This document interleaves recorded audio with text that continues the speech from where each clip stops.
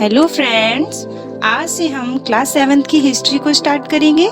6th class की history को हमने कंप्लीट कर लिया था और जल्दी ही मैं आपके लिए 6th क्लास के मोस्ट इम्पोर्टेंट क्वेश्चन का टेस्ट लेकर आने वाली हूँ। आप इसलिए वीडियोस को अच्छे से बार बार सुने। तो चलिए स्टार्ट करते हैं। चैप्टर 15 बृहत्तर भारत। फ्रेंड्स, इससे पहले ज्योग्राफी के चैप्टर दिए हुए हैं RBSC की बुक में, तो चैप्टर 15 से हिस्ट्री के चैप्टर स्टार्ट होते हैं। क्वेश्चन नंबर 1, अग्नि पुराण के अनुसार द्वीपांतर भारत का आविर्भाव किससे हुआ? अग्नि पुराण के अनुसार द्वीपांतर भारत का आविर्भाव किससे हुआ? राइट आंसर इज जम्बू द्वीप। नेक्स्ट क्वेश्चन, भारत में विश्वविद्यालय शिक्षा के बड़े केंद्र कौन कौन से थे? भारत में विश्वविद्यालय शिक्षा के बड़े केंद्र कौन कौन से थे? इसका आंसर है नालंदा, तक्षशिला, गया व विक्रमशिला विश्वविद्यालय, जहाँ से विदेशी जो थे वो लोग भी पढ़ने आते थे। तो नालंदा कहाँ है? बिहार में, तक्षशिला पाकिस्तान में और गया भी बिहार में है। थर्ड क्वेश्चन, इंडोनेशिया का अर्थ क्या है? इंडोनेशिया का अर्थ क्या है? इसका आंसर है इंडोनेशिया का अर्थ है भारतीय द्वीप। यहाँ पर इंडो और नेशिया दोनों को तोड़कर देखिए। इंडो का अर्थ है इंडिया और नेशिया का अर्थ होता है द्वीप। इंडिया प्लस द्वीप यानी कि भारतीय द्वीप। क्वेश्चन नंबर 4, भारत से विदेशों में कौन कौन सी वस्तुएं निर्यात की जाती थी?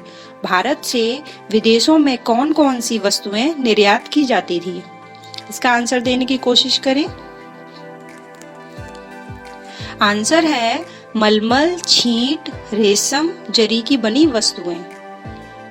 क्वेश्चन नंबर 5, सम्राट हर्ष के काल तक कौन कौन से विदेशी यात्री भारत आए थे? सम्राट हर्ष के काल तक कौन कौन से विदेशी यात्री भारत आए थे? इसका आंसर है फायान, वेनसांग व इत्सिंग। फायान जो चंद्रगुप्त सेकंड के शासन काल में आया था 399 ईस्वी में, वेनसांग जो 629 ईस्वी में हर्षवर्धन के काल में आया था और लास्ट में इत्सिंग आया था। क्वेश्चन नंबर 6, विदेशों में पाए जाने वाले संस्कृत भाषा में लिखे भारतीय अभिलेखों में से सबसे प्राचीन अभिलेख कौन सी शताब्दी का है? विदेशों में पाए जाने वाले संस्कृत भाषा में लिखे भारतीय अभिलेखों में से सबसे प्राचीन अभिलेख कौन सी शताब्दी का है? तो इसका आंसर बताइए। इसका राइट आंसर है ईसा की दूसरी व तीसरी सदी के अभिलेख। इसका आंसर है ईसा की दूसरी व तीसरी सदी के अभिलेख। क्वेश्चन नंबर 7, यशोवर्मन के कुल कितने अभिलेख हैं और यशोवर्मन के अभिलेखों में क्रमशः छंदों की संख्या कितनी है?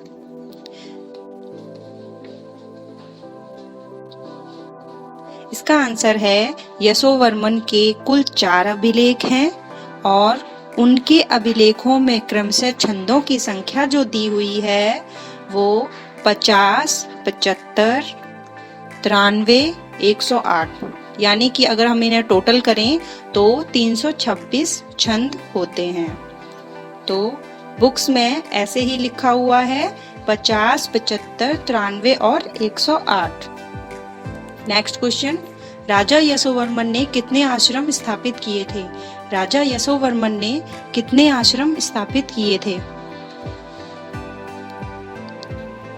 इसका आंसर है 100 आश्रम। राजा यशोवर्मन ने 100 आश्रम स्थापित किए थे। नेक्स्ट क्वेश्चन पर चलते हैं। राजेंद्र वर्मन के अभिलेख में छंदों की संख्या क्या है? राजेंद्र वर्मन के अभिलेख में छंदों की संख्या क्या है? तो यशोवर्मन के जो अभिलेख थे वो 326 छंद थे वहाँ। यहाँ पर राजेंद्र वर्मन के अभिलेख पूछे हैं और उनके छंदों की संख्या। तो राजेंद्र वर्मन के 2 अभिलेख थे। कितने थे? 2। उन दोनों में छंदों की संख्या थी, एक में थी 218 और दूसरे में थी 268 छंद।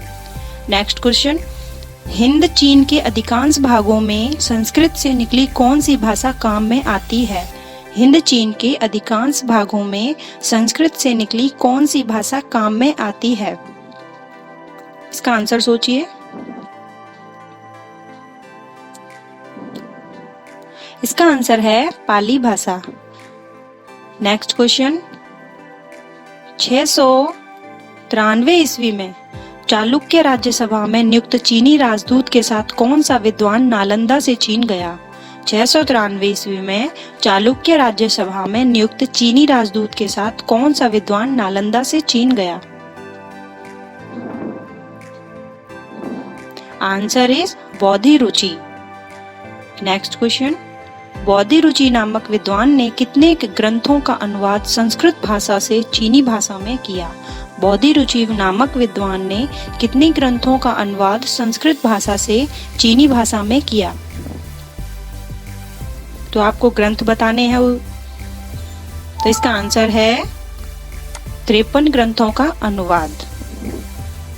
Next question, question number 13, Nepal तथा उद्यान से कौन कौन से विद्वान तिब्बत में तिब्बती लामा धर्म की नींव रखने गए? नेपाल तथा उद्यान से कौन कौन से विद्वान तिब्बत में तिब्बती लामा धर्म की नींव रखने गए? तो उनके नाम हैं शांति रक्षित जो नेपाल से गए और पदम संभव जो उद्यान से गए। नेक्स्ट क्वेश्चन, वर्मा जो म्यांमार है और श्याम जो थाईलैंड है, उसमें किस धर्म की प्रधानता थी? इसका आंसर है बौद्ध धर्म की प्रधानता। फ्रेंड्स, आपको यदि ये क्वेश्चन जो हैं वो डिफिकल्ट लगते हैं तो आप एक बार बुक्स में चैप्टर को पढ़ लिया करिए, उसके बाद इन क्वेश्चंस को सॉल्व करें तो आपको ये इजी लगेंगे। नेक्स्ट क्वेश्चन, क्वेश्चन नंबर 15, जहां बौद्ध धर्म प्रधान था वहां कौन कौन से धर्म के देवी देवताओं की मूर्तियां पाई गई? जहां बौद्ध धर्म प्रधान था वहां कौन से धर्म के देवी देवताओं की मूर्तियां पाई गई?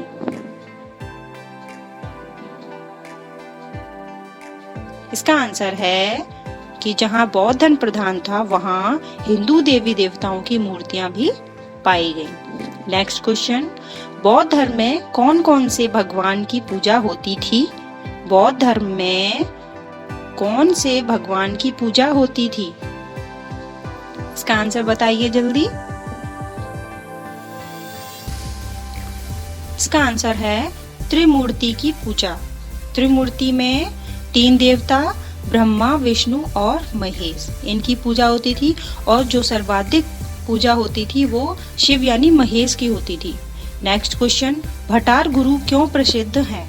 भटार गुरु क्यों प्रसिद्ध हैं? इसका आंसर है जावा की लोकप्रिय मूर्ति है भटार गुरु, इस वजह से ये प्रसिद्ध है। तो भटार गुरु जावा की लोकप्रिय मूर्ति थी। नेक्स्ट क्वेश्चन, भटार गुरु किसका प्रतीक माना जाता है? भटार गुरु किसका प्रतीक माना जाता है?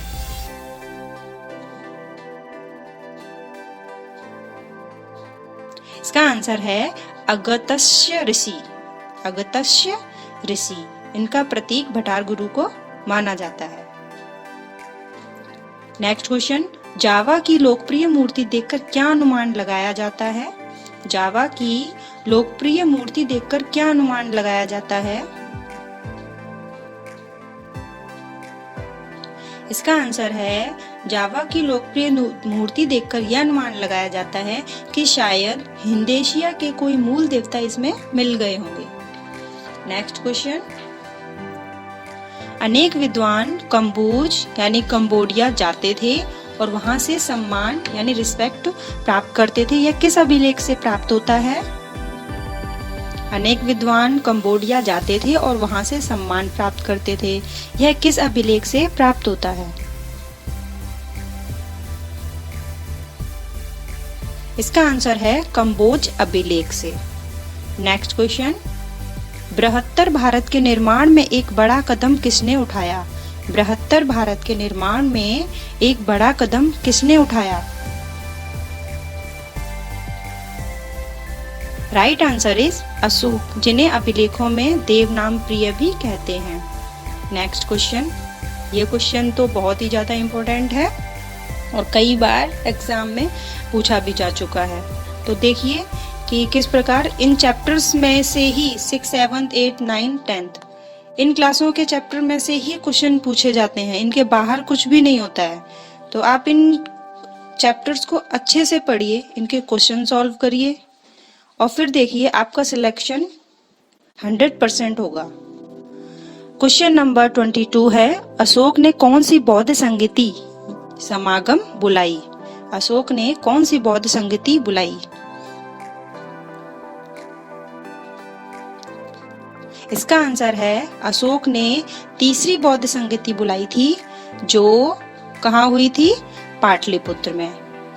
इससे पहले जो पहली बौद्ध संगति थी वो भी पाटलिपुत्र में हुई थी, दूसरी वैशाली में हुई थी और तीसरी अशोक के समय पाटलिपुत्र में हुई थी और चौथी कनिष्क के समय कश्मीर में हुई थी।